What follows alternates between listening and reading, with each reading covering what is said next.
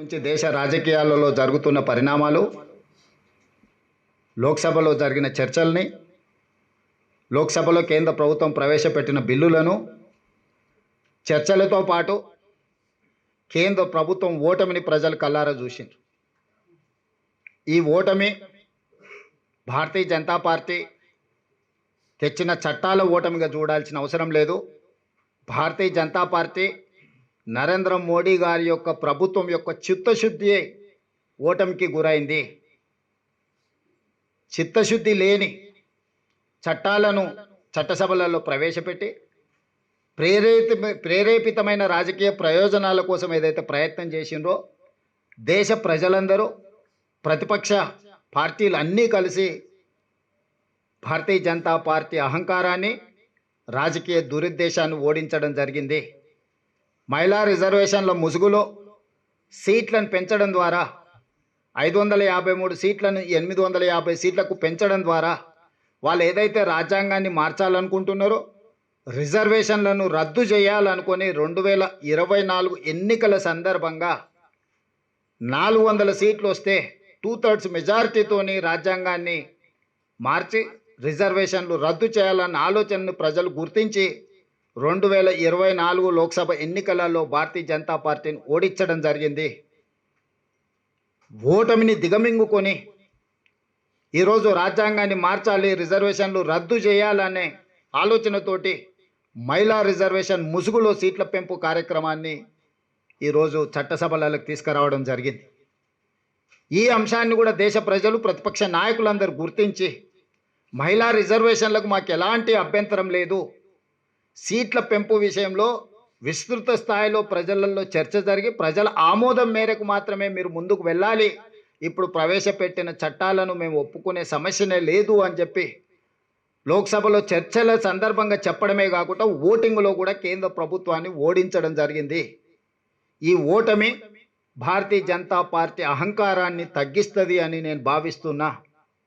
అదేవిధంగా ఇండియా కూటమి తరఫున, కాంగ్రెస్ పార్టీ తరఫున తెలంగాణ ముఖ్యమంత్రిగా కేంద్ర ప్రభుత్వానికి నేను సూచన చేస్తున్నా, మహిళా రిజర్వేషన్లను అమలు చేద్దాము తక్షణమే.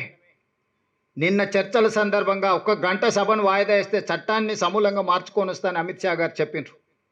1 గంటలోనే చట్టాన్ని సవరించగలిగిన శక్తి సామర్థ్యాలు ఉన్నప్పుడు ఈరోజు శనివారము, రేపు ఆదివారం, సోమవారం రోజు తిరిగి సభలను ప్రారంభించి మహిళా రిజర్వేషన్లు అమలు చేయడానికి అవసరమైన చట్ట సవరణలతో మహిళా రిజర్వేషన్లను అమలు చేయడానికి చట్టాన్ని తీసుకురావాలని, ఆ చట్టానికి కాంగ్రెస్ పార్టీ సంపూర్ణంగా మద్దతు పలుకుతుంది. మిగతా విపక్షాలను, ప్రతిపక్షాలను అన్నిటిని కూడా సమన్వయం చేసే బాధ్యత కాంగ్రెస్ పార్టీ తీసుకుంటుంది.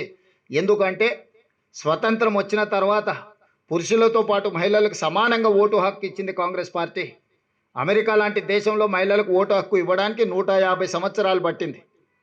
కానీ స్వతంత్రం వచ్చిన ఎంబడే మహిళలకు ఓటు హక్కు ఇవ్వడం కానీ, ఈ దేశానికి మహిళను రాష్ట్రపతిని చేయడం కానీ, ఈ దేశానికి మహిళను ప్రధానమంత్రిని చేయడం కానీ, లోక్సభ స్పీకర్గా చేయడం కానీ, వివిధ రాష్ట్రాల ముఖ్యమంత్రులను చేయడం కానీ, గవర్నర్లను చేయడం కానీ, చీఫ్ జస్టిస్ ఆఫ్ రాష్ట్రాలలో వివిధ రాష్ట్రాలకు చీఫ్ జస్టిస్లను మహిళలను చేయడం కానీ, ఇలా చెప్పుకుంటూ వెళ్తే ఉపరాష్ట్రపతిని చేయడంలో కానీ అన్ని అంశాలలో కాంగ్రెస్ పార్టీ మహిళలకు అత్యంత ప్రాధాన్యత ఇచ్చింది. అంతెందుకు కాంగ్రెస్ పార్టీ అధ్యక్షురాలుగా శ్రీమతి ఇందిరాగాంధీ గారిని, శ్రీమతి సోనియా గాంధీ గారిని స్వతంత్రానికంటే ముందు కూడా కాంగ్రెస్ పార్టీకి మహిళా అధ్యక్షులను నియమించుకున్న చరిత్ర, మహిళా నాయకురాళ్ళ నాయకత్వంలో పనిచేసిన చరిత్ర కాంగ్రెస్ పార్టీకి ఉంది. మహిళా రిజర్వేషన్లకు కాంగ్రెస్ పార్టీ అడ్డంకి కాదు. కాంగ్రెస్ పార్టీ మహిళా రిజర్వేషన్లను వ్యతిరేకించడం లేదు.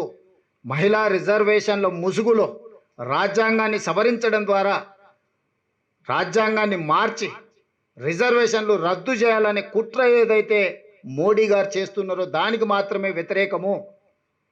ఈరోజు ప్రజలందరూ కలిసి నిన్న తెచ్చిన చట్టాలను ఓడించడం జరిగింది. సోమవారం మహిళా రిజర్వేషన్లను అమలు చేయడానికి చట్టాన్ని ప్రవేశపెడితే 2 రోజుల్లోనే చట్టాన్ని ఆమోదింపజేసి 2027లో ఉత్తరప్రదేశ్ శాసనసభలో 1/3 మహిళా రిజర్వేషన్లతోనే ఉత్తరప్రదేశ్ శాసనసభ ఎన్నికలను నిర్వహించవచ్చు. 27 తర్వాత ఏ రాష్ట్రంలో ఎన్నికలు జరిగినా శాసనసభలలో మహిళా రిజర్వేషన్లను అమలు చేయొచ్చు. 2029 లోక్సభలో మహిళా రిజర్వేషన్లను అమలు చేయొచ్చు. కాబట్టి రాజకీయ భేషజాలకు వెళ్ళాల్సిన అవసరం లేదు. రాజకీయ పంతాలకు పట్టింపులకు ఇది సమయం కాదు. మహిళా రిజర్వేషన్లు అనేది ఒక గొప్ప బాధ్యత, ఒక గొప్ప అవకాశము. ఈ సందర్భంగా నరేంద్ర మోడీ గారు పంతాలకు పట్టింపులకు పోకుండా తిరిగి మహిళా రిజర్వేషన్ బిల్లును చట్టసభలలో ప్రవేశపెట్టి తక్షణమే ఆమోదింపజేసుకొని మహిళా రిజర్వేషన్లను అమలు చేయాల్సిందిగా కాంగ్రెస్ పార్టీ డిమాండ్ చేస్తుంది.